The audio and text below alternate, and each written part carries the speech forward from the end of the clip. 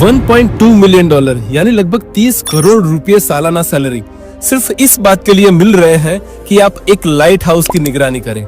सोचिए, क्या आपके अंदर इतना साहस है कि आप ये नौकरी कर सके? यहाँ कोई आपका बॉस नहीं होगा जो आप पर नजर रखे। आप जब चाहे सो सकते हैं, जब चाहे उठ सकते हैं, समंदर का नजारा ले सकते हैं और मछलियां पकड़ सकते हैं। लेकिन बस आपको यह सुनिश्चित करना है कि लाइट हाउस की लाइट हमेशा जलती रहे। बस यही काम है और उसके लिए मिलेंगे 30 करोड़ रुपए। लेकिन कहानी यही खत्म नहीं होती, क्योंकि बुरी खबर तो अब शुरू होती है। दरअसल ये दुनिया की सबसे खतरनाक नौकरी मानी जाती है, क्योंकि ये जुमोन लाइट हाउस समुद्र के बीचों बीच स्थित है, जहां आसपास कोई नहीं है, सिर्फ अकेलापन। और सबसे भयानक चीज ये कि इस इलाके में बहुत खतरनाक तूफान आते हैं, जिनकी ऊंची लहरें सीधे लाइट हाउस से टकराती हैं और आपकी जान किसी भी पल खतरे में पड़ सकती है। एक तस्वीर में साफ देखा गया कि कैसे एक तूफान के दौरान रेस्क्यू ऑपरेशन के वक्त लाइट हाउस का कीपर गिर गया। अगर लहरें पूरी तरह से टावर को ढक लेती तो उसकी जान चली जाती। अब सोचिए, क्या अब भी आप इस नौकरी के लिए एप्लीकेशन करना चाहेंगे? वैसे ये भी जानना जरूरी है कि आखिर इतना खतरनाक लाइट हाउस बनाया ही क्यों गया था और क्यों जरूरी है कि इसकी लाइट हमेशा जली रहे। लेकिन इसके लिए हमें इतिहास में जाना पड़ेगा, जब ना कोई सड़कें थी, ना गाड़ियां, और लंबी यात्रा का एकमात्र साधन था पानी। एक महान नाविक कैप्टन मार्सियस, जो खतरनाक समुद्री यात्राओं के लिए जाना जाता था, एक रात अपने लकड़ी के जहाज से एक अंधेरे समुद्री इलाके से गुजर रहा था। तभी उसका जहाज पानी के नीचे छिपी चट्टान से टकरा गया, तो जहाज में छेद हो गया और वो पलट गया और उसका भारी नुकसान हो गया।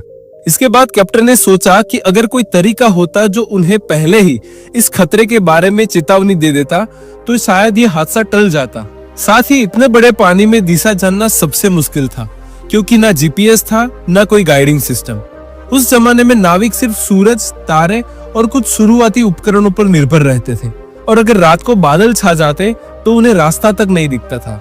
एक घटना में कैप्टन एलिस अपनी टीम के साथ रास्ता भटक गए और उस रात बहुत खतरनाक तूफान आया और उनको सही रास्ता नहीं मिल पाया, तो उनका खाना पीना सब खत्म हो गया।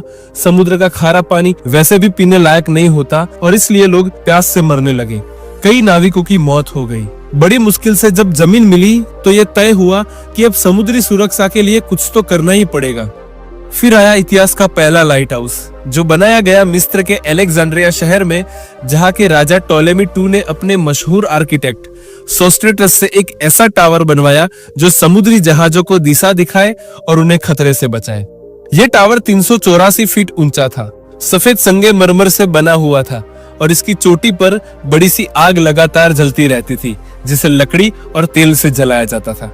ये प्राचीन दुनिया के 7 अजूबों में गिना जाता है। लेकिन इसकी सबसे कमाल की बात थी इसका डिजाइन, जिसमें लाइट को दूर तक फोकस करने के लिए शीशे और लेंस लगाए गए थे, ताकि दूर दूर के जहाज भी इसकी रोशनी को देख सके। इस खोज के बाद लाइट हाउस पूरी दुनिया में बनने लगे, जो समुद्री व्यापार के लिए क्रांतिकारी बदलाव साबित हुआ।